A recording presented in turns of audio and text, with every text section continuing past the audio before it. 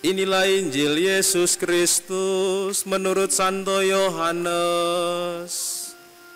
Dimuliakanlah Tuhan.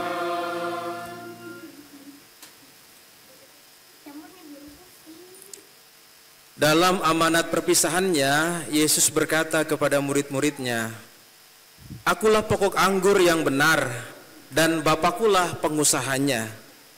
Setiap ranting padaku yang tidak berbuah dipotongnya, dan setiap ranting yang berbuah dibersihkannya, supaya berbuah lebih banyak.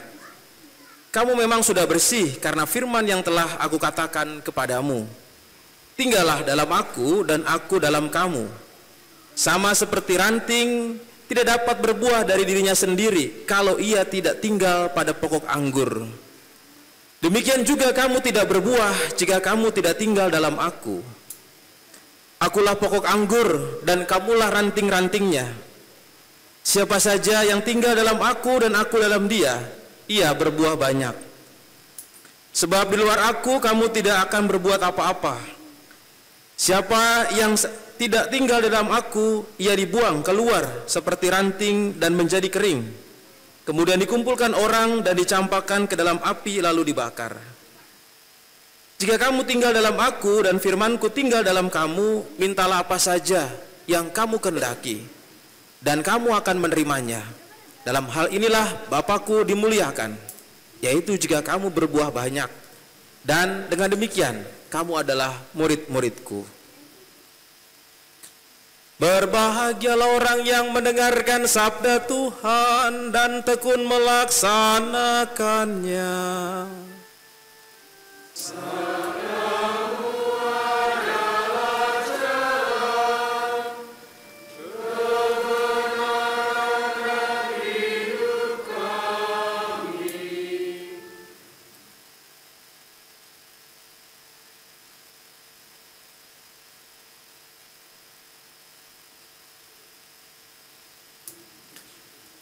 Bapak Ibu saudara-saudari, selamat malam. Ada dari Bapak Ibu yang kemarin libur lebaran mudik? Ada ya? Ya. Bapak Ibu saudara-saudari, fenomena mudik sering terjadi setiap tahun. Dan kalau saudara-saudari menyaksikan, mudik itu menjadi suatu yang favorit, di mana orang itu berupaya dengan keras untuk bisa pulang kampung dengan kegembiraan dengan apa yang ada. Suatu ketika di lampu merah yang itu, kalau saya menunjuk yang itu, saudara-saudari tahu lampu merah yang depan situ ya. Ketika mobil saya sedang berhenti di lampu merah, saya mendapati para pemudik dengan motor. Ada motor yang paling unik, yaitu ada 4 orang berboncengan. Bapak di depan, anak 2 di tengah, ibu di belakang. Di bawah, di belakangnya lagi 3 kardus. Lalu kemudian anaknya tampak riang gembira dalam cuaca yang agak panas, jam setengah 12 siang. Debu kemana-mana, panas terik ya, asap di mana-mana, tapi tampaknya ceria sekali pemudik ini. Di belakang kardus yang 3 tumpuk tadi ada tulisan "Welcome to Pekalongan". Nah, Ibu Bapak bisa bayangin, orang dari Bekasi menuju kemana? Pekalongan. Naik apa? Motor. Berapa orang? Ber-4 loh saudara-saudari. Bapak Ibu aja naik motor sendirian aja sampai Pekalongan, bengek nanti sampai sana. Gak mungkin bisa sampai ke situ. Ini 4 orang, anaknya 2 di tengah-tengah dengan ceria ke Pekalongan. Bisa ngitung berapa tanjakan yang dilewati. Ada berapa tanjakan yang dilewati. Kalau nanjak itu motor itu ber-4 bagaimana coba ya? Berapa kali dia ngelewatin polisi tidur, coba bayangin. Berapa kali dia ngelewatin panas teriknya itu matahari ya. Pohon ada pohon adem, ntar terang lagi, panas lagi. Kira-kira itu orang dari Bekasi apa dari Tanjung Priuk, saudara-saudari? Saya ngelihat itu kayaknya orang-orang Tanjung Priuk deh. Karena saya ngelihat platnya bukan K itu ya. Dari arah Jakarta sana lah pokoknya.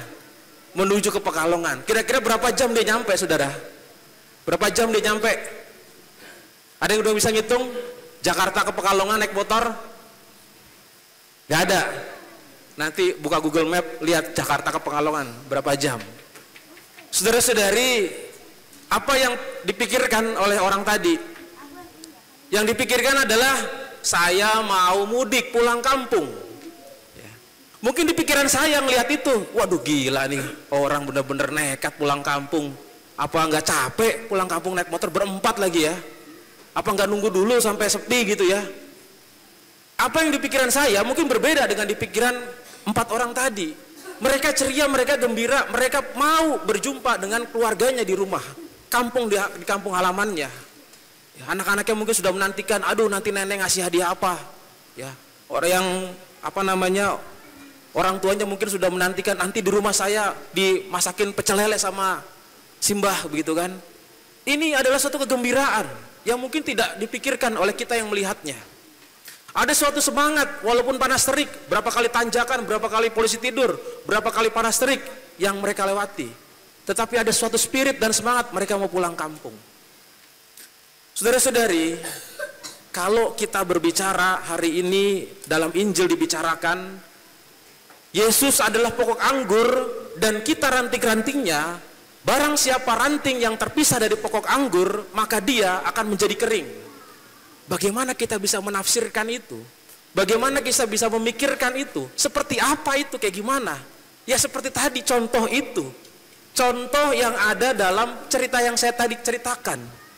Seorang keluarga naik motor panas terik, berapa tanjakan, pokoknya dilewati, tapi gembira. Ada semangat di dalam diri orang-orang itu, dari orang tua sampai anak-anaknya. Walaupun ada berbagai macam kesulitan yang mereka lewati, ada suatu semangat kegembiraan, mereka akan pulang kampung. Disitulah yang dimaksud Yesus tinggal dalam kita dan kita tinggal dalam Yesus.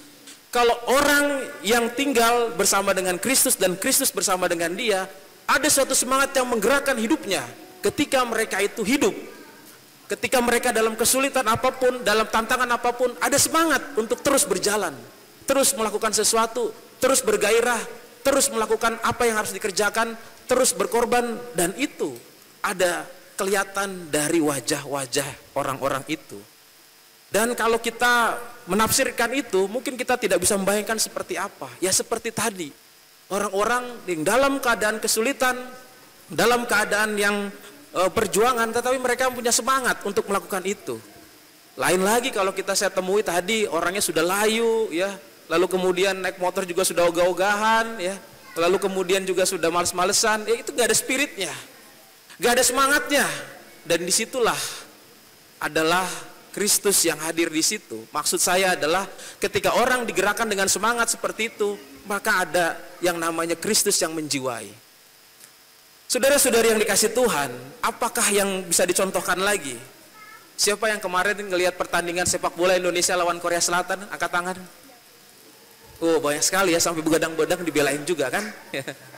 Indonesia menang tuh ya. Kita bisa membayangkan dari mulai pertandingan 1-0, 1-2, 2, lalu kemudian penalti dengan dramatis sekali ya. Lihat wajah-wajah pemain, walaupun agak sedikit ketika mereka dihalangi bolanya, tapi terus berusaha dengan semangat supaya menang. Ada satu spirit dan kegembiraan ya.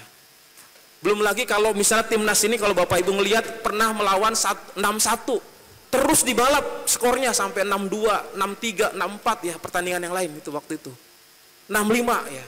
Ini kan orang-orang seperti ini orang yang punya semangat, orang yang punya spirit dalam situasi apapun.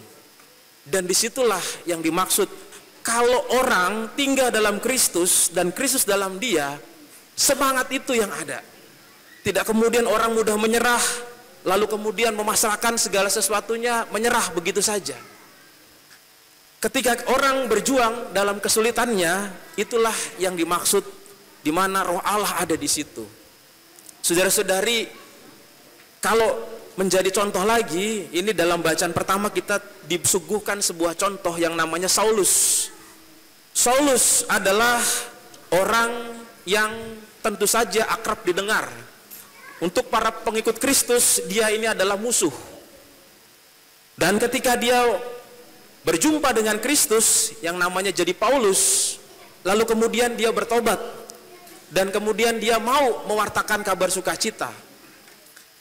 Kalau kita melihat perjalanannya Saulus ini yang dibaca di dalam bacaan pertama tadi, ada sebuah spirit atau semangat Kristus yang mengubah orang ini dari penganiaya menjadi orang yang mampu mewartakan Kristus, dan tidak mewartakan dengan mudah, tetapi dengan penuh penganiayaan, dengan penuh kesulitan.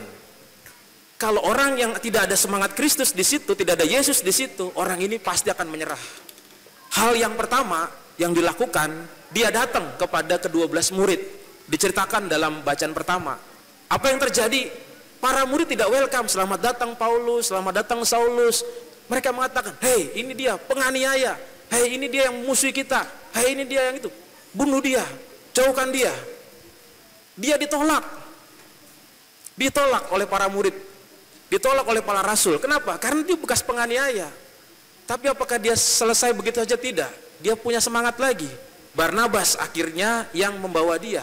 Barnabas yang akhirnya mencoba untuk bisa merangkul. Dan karena Barnabas inilah akhirnya berita Injil itu sampai ke tanah air kita. Diwartakan. Karena Barnabas itu yang akhirnya menyemangati kembali Paulus. Dan Paulus juga pada dasarnya punya semangat untuk mewartakan itu setelah bertobat. Semacam ini tidak mungkin tidak kalau tidak ada Yesus di situ. Maka apa yang menjadi tanda orang itu bersama dengan Kristus dan Kristus bersama dengan dia? Orang yang mampu memperjuangkan segala sesuatu, yang mampu juga punya semangat, punya spirit, punya kekuatan untuk bisa bangkit dari segala hal-hal yang membuat dia terpuruk. Ketika orang tidak kemudian lemah begitu saja percaya akan Kristus yang tinggal dalam dirinya, itulah yang menyemangatinya. Charge-nya 100% terus. Dalam kesulitan dicas lagi 100% lagi. Karena ada Kristus di situ. Maka tanda yang kedua ketika semangat itu ada apa? Tanda yang pertama adalah ada semangat. Dalam kesulitan dia terus berjuang. Dalam kesulitan dia terus menghadapi itu dengan penuh semangat. Tanda yang kedua adalah berbuah.